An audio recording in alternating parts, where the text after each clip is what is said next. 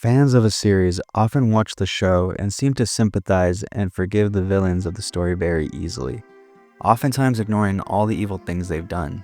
Picture this for a second. I just destroyed your home planet and killed you and everyone you knew. Not actually though, remember, we're just imagining here. But now you're in the afterlife and proceed to watch me destroy many other planets and many more people, and this continues for years.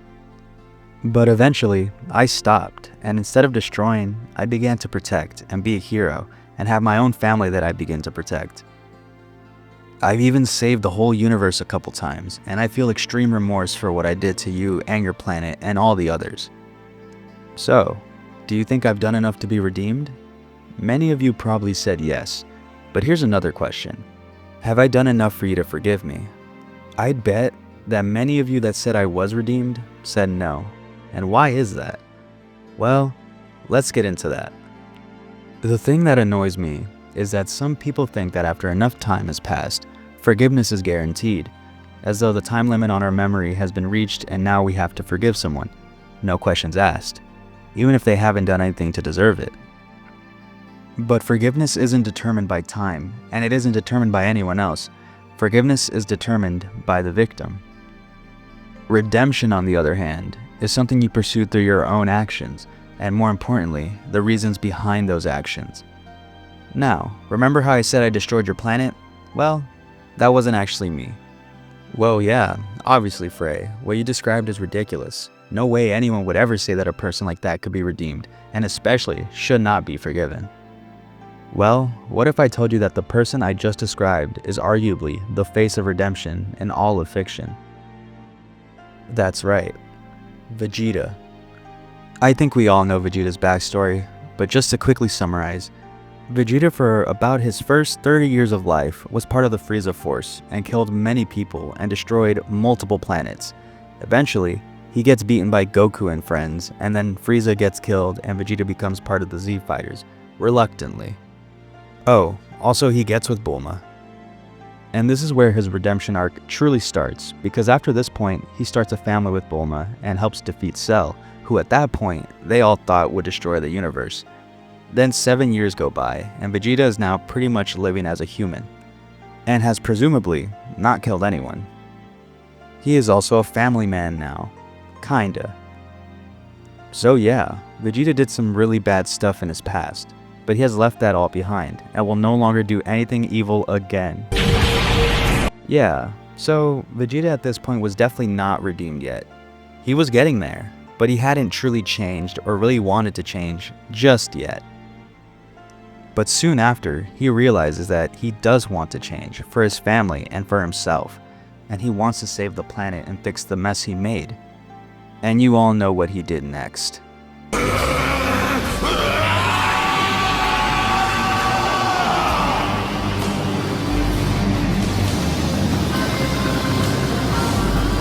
It didn't work, but it's the thought that counts. Eventually though, he comes back to the land of the living to help stop Super Buu, and is able to put aside his pride, which for Vegeta is the most important thing, and fuse with Goku to stop Buu once and for all.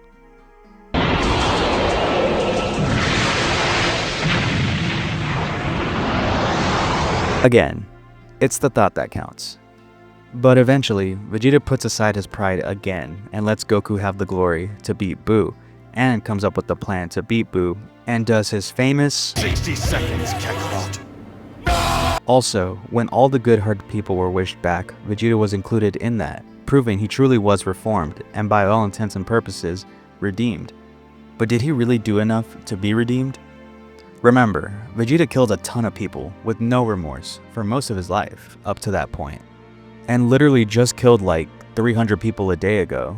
So why was he considered redeemed by everyone? Well, let me start off by saying that to me, yes, Vegeta was redeemed, obviously. But why was he?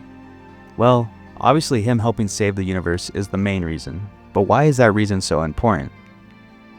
There is no number you need to reach to be redeemed. To truly be redeemed, a fundamental change for the better needs to happen. Vegeta didn't save the universe just to save himself, like he did on Namek. Buu Saga Vegeta saved the universe because he genuinely wanted to protect the planet, not just for his family and friends, but for everyone. And this is where something really important comes in.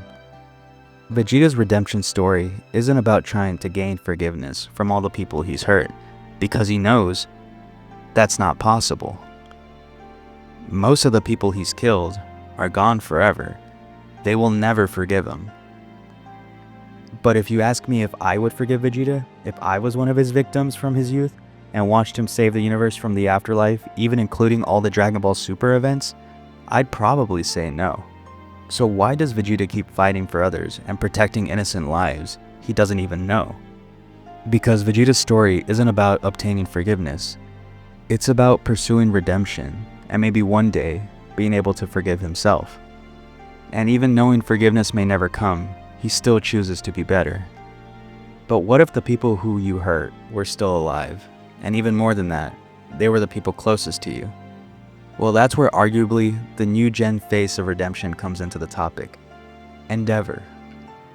Endeavor's redemption story is one that I can relate to the most, just not from his perspective, but we'll get into that later. At the start of My Hero Academia, Endeavor was arguably the most hated character in the series, and for good reason. He abused his wife to the point of insanity, abused his kids, and basically made one of his kids turn into a psycho murderer. But eventually, he realizes he was wrong and attempts to change and actually be the #1 hero after All Might's retirement, not for the glory of being #1, but because he truly wants to be a hero to help others, something he wasn't really before. And he goes through all the redemption checkpoints characters like this do. He saves people for the right reasons. He fixes the mistake he made by helping defeat Dabi before he destroys a whole city, and is a crucial part in stopping All for One. Endeavor has truly been redeemed. Even his wife and kids think he is a good person now, even if one of them still wants nothing to do with him. But if I were to ask you all if you guys think he's been redeemed, even after he's done all the things a character is supposed to do to redeem themselves, I'd bet that a lot of you, maybe even the majority, would say no. And if I were to compare the amount of no's Endeavor got to the amount of no's Vegeta got, I'd bet that Endeavor got a decent bit more. But why? On paper, Vegeta has done way more irredeemable things in his life than Endeavor. Remember, he's destroyed whole planets. So why is it so easy for people to say Vegeta should be forgiven and absolved of his past? Well, in my opinion, I think it has to do with these 5 right here.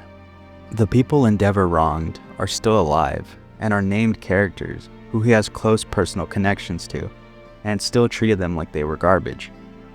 2 of them are central characters to the story, so we see their perspective on how evil Endeavor really was. While we, the audience, don't really know anything about all the people Vegeta has hurt, so to put it plainly, we don't really care. At the end of the day though, in my opinion, Vegeta has obviously been redeemed. And I know some people may disagree, but Endeavor, in my eyes, and on paper, is a redeemed character. And that is because, even though he knows he may never be forgiven by the people he hurt, and although part of the reason he changed was to obtain that forgiveness, that fact won't stop him from being the better person he is now, and go back to the cruel person he was before. Just like many of us, Vegeta and Endeavor had to face the consequences of their past actions. Sometimes, people have to look back at their mistakes and decide, am I going to keep repeating the same mistakes, or am I going to do something different? And even if the people we've wronged don't forgive us, we can still choose to be better because it's the right thing to do. But what if a truly cruel and evil person did an act that objectively did more good than all his bad deeds combined? Would that make him redeemed? Frieza is a character that needs no introduction. He's probably the most iconic villain in anime, and one of the most evil fictional characters ever made, who has killed billions of people. Realistically, there is nothing Frieza could do to ever be redeemed, except maybe saving the entire universe or something.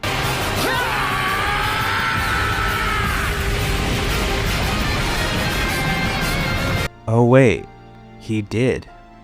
Frieza was a crucial part in saving Universe 7 in the Tournament of Power, and by extension, all the other universes as well.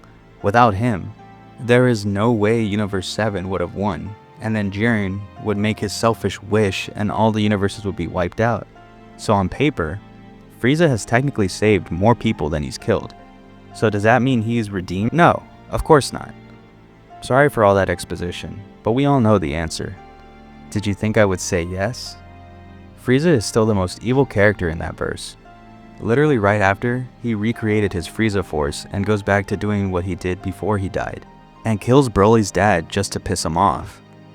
This psycho will never be redeemed, and being forgiven is not even a possibility.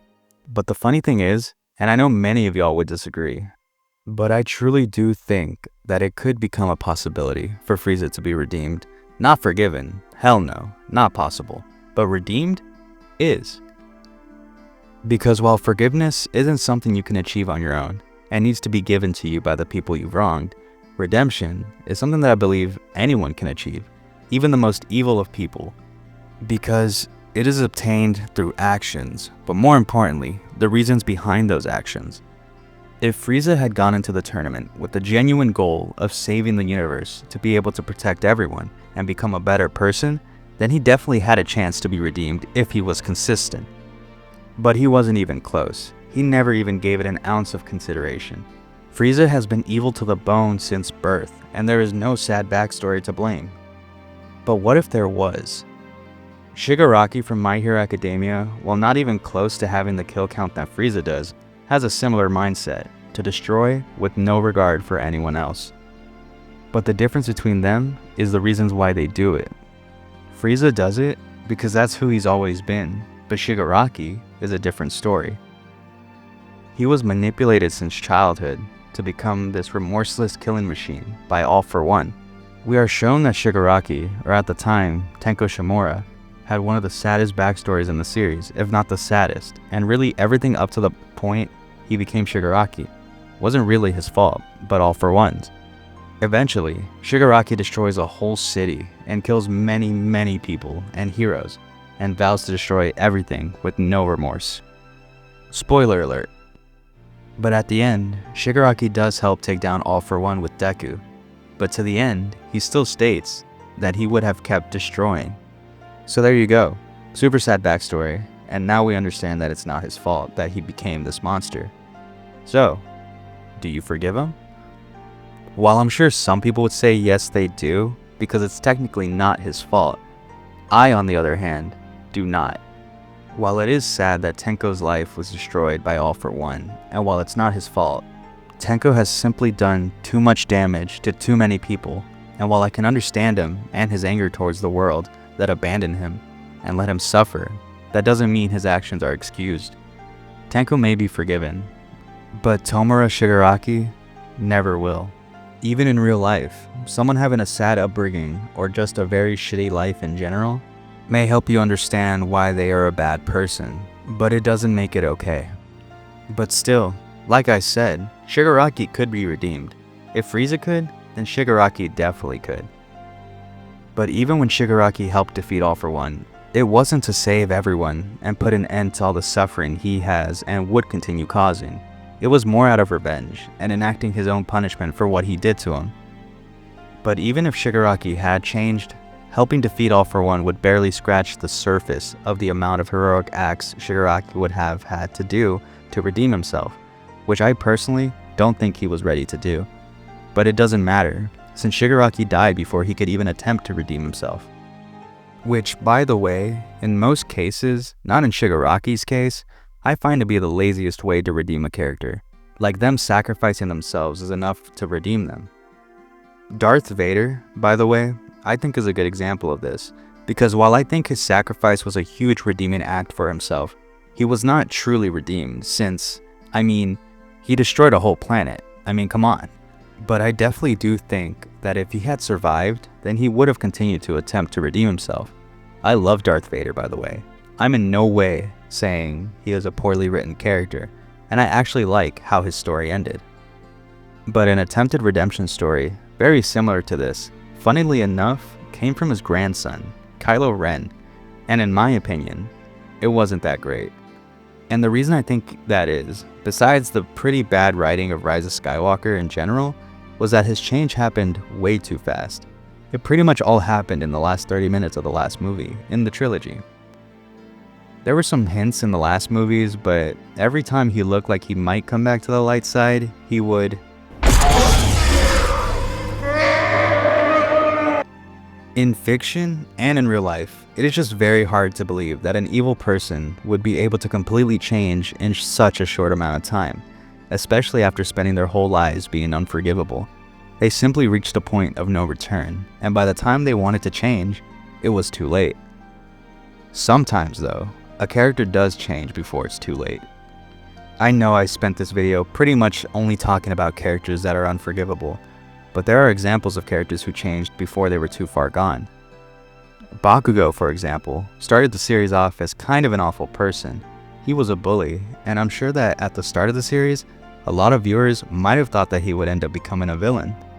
But that's the best part of his story, for me at least. It's the subversion of the story arc that you may expect in Redemption, where the character becomes a villain and needs many moments and effort from the main character to bring them back to the good side. Bakugo didn't go through that though. Sure, he had his moments of character development, of course, but he was never too far gone. He never needed someone to chase after him and convince him to be a good person again. He just slowly throughout the series realized that he was in the wrong and decided on his own to ask for forgiveness. Forgiveness that Deku never even thought about giving him because he always knew that Bakugo was a good person. And this is something that happens in real life all the time. Have you ever had a bully from childhood, then you met them again later in life, and they had completely changed for the better? Did you forgive them? If I asked you what the face of Redemption stories is, I'm sure that a lot of you would say Vegeta, but I'm also sure that almost everyone else would say Zuko. Zuko's story is one of the most iconic story arcs in fiction, so I won't explain it too much. But basically, we the audience knew that Zuko from pretty much the start of the series was not a bad person, but just felt like he needed to do bad things to regain my honor. Eventually, with a lot of help from his uncle Iroh, Zuko realizes that that's not the kind of person he is, and becomes a hero. Zuko had done many bad things in the show up to this point, but nothing that I would class as unforgivable, and the people that you may think would never give him that forgiveness eventually do, because he earns it. Have you ever known someone like this in real life, where you knew that at one point they were a good person, but eventually started to change? Maybe it was you. I know I've had some friends that eventually became jerks, but if they change back to who they were, then I do think I could forgive them. Could you? So what does all of this actually mean? At the end of the day, redemption and forgiveness are not the same thing.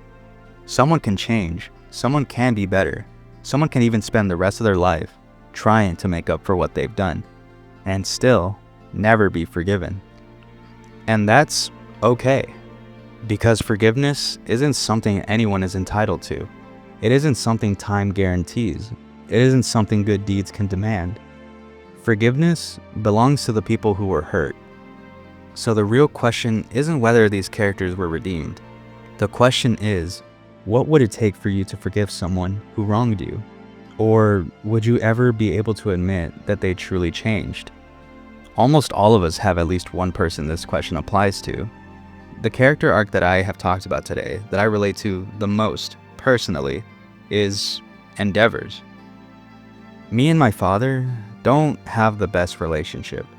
Not at all to the extent of what Endeavor did, but he wasn't the best dad. And he's admitted that and is trying to change. And I see that, and I do believe he means it. But there is still a part of me that doesn't believe that he truly will, or that I could eventually forgive him. But I do want to someday. And that's why these redemption stories are so important, because they show that even the most unforgivable of people still have the capacity for change. And if characters like these can change, then maybe anyone can. So, would you forgive these characters? Do you have any people in your life that are similar to any of the character arcs I've talked about today? Do you see yourself in any of these characters? What do you think it would take for forgiveness to be extended? Do you think it ever could? Remember, forgiveness is not a guarantee. It's a gift.